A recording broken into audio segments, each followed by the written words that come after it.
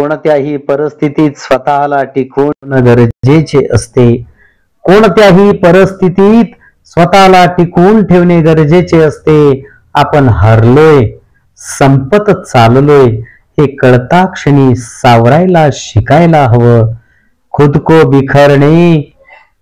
को बिखरने मत देना कभी किसी भी हाल में, क्योंकि लोग गिरे हुए मकान की ईंट तक ले जाते हैं, ईंट तक ले जाते हैं.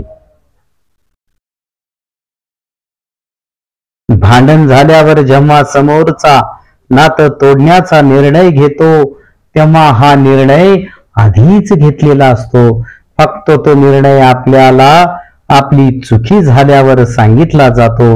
नातं असं असतं, तसं असतं, असं टिकवलं जातं हे सांगण्यापेक्षा अशी चूक तू परत करू नको हे प्रेमाने जरी सांगितलं तरी नातंही टिकतं आणि जिव्हाळाही वाढतो.